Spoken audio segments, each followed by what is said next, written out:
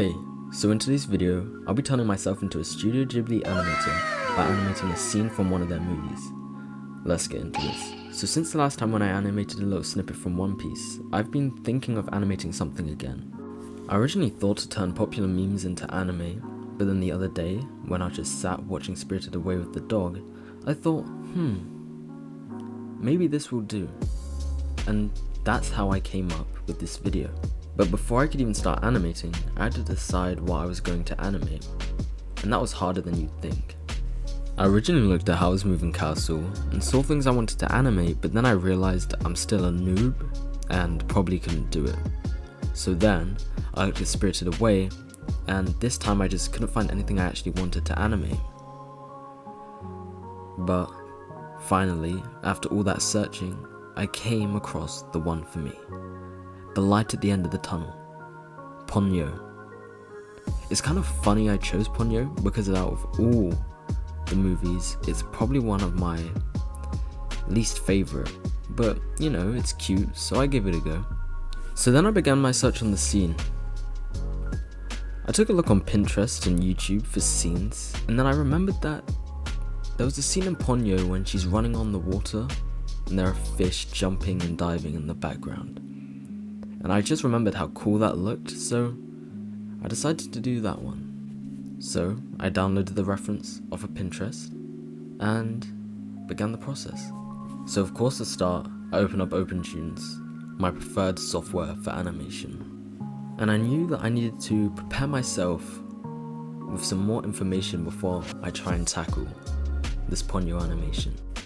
I knew there'd be a run cycle or a walk cycle in the animation, of course, so I decided to go and learn a basic walk cycle just to get the feel of actually making a character move. So I went to a source I knew I could trust, which was Dong Chang's YouTube channel. If you watched my One Piece animation video, you would have heard me reference him before. He makes really good videos, and the one that I used was this one, Animating Walks, Japanese versus Western Walk Cycles. This shows you the basics of walk cycles, a Japanese one and the Western version. Of course I used the Japanese one because Studio Ghibli is, you know, Japanese, and also because most of the media that I create and I draw is more in the Japanese style, so I thought I'd stay truer to that. So I gave it a go, and here's my attempt. Overall, I think it was pretty successful and not too difficult, so if you want to learn this, I'll leave the link to the video in the description. One thing that I learned and that you need to know for walk cycles are the 5 positions: the contact, the down, the pass, the up, and the final contact. Drawing these 5 frames and placing them on 3s will give you the result that you saw. You will have to mirror frames 2, 3, and 4 because you don't just do half a walk and then stop. But once I had finished that, I decided to dive headfirst into the animation with enthusiasm. I was genuinely excited to do this, but little did I know that my excitement and determination for the project would be short-lived due to the fact that right at the beginning, as I had gotten the first 5 frames done, they didn't save. Oh no! Low-key, at that point I was genuinely willing to give up. I just wanted to. I was about to crash out. It went from sadness straight to hand throwing and anger. But thankfully I was able to push through it, mostly due to the fact that I took pictures of 3 of the frames that I had done to post on my YouTube. So at least I didn't lose everything. And unfortunately I even forgot to record me drawing these frames over again, so I didn't even have footage of it. But enough of that, let me just show you the rough sketches. So this is what the rough sketches look like. They weren't that detailed, especially Ponyo. She didn't have any facial... Okay, that sounds wrong. She didn't have any facial expressions or features. And she didn't have hair or even fingers. But I just used this as a reference. This time, like others, when I typically do the roughs on one column and the finals on another one, I decided to do everything on just one thing because I thought it'd be more streamlined. And yeah, I did make a few more mistakes, and did mess up a little things here and there and I had to go back and fix it. But overall it was practically the same experience. But I do recommend doing roughs on one, then doing your mid ones on another one, and then doing the final versions on a completely different, column. But after finishing off all of the, roughs, I began colouring, and I actually have footage of that this time. So as you can see, I go back and apply some of the actual details, like the face is actually on there now, and I'm doing her fingers, and I'm actually just colouring some of the things. Some of the actual frames weren't finished yet because I got kind of tired of doing the same thing over and over again, so I decided to colour in some of the images.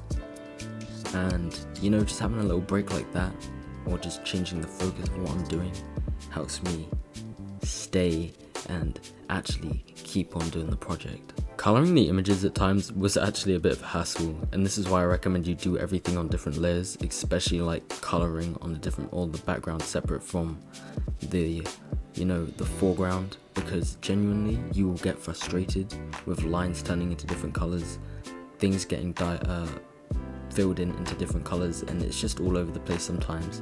So just for a peace of mind, I recommend, if you want to do this, please do it on separate layers. I really do recommend it.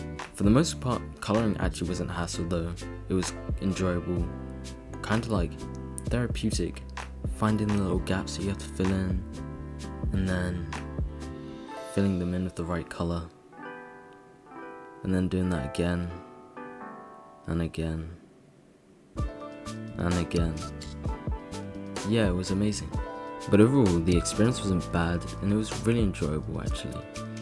Seeing something that you're making come to life is always an enjoyable and an exciting experience, and it never gets old to me, so, I genuinely did enjoy this.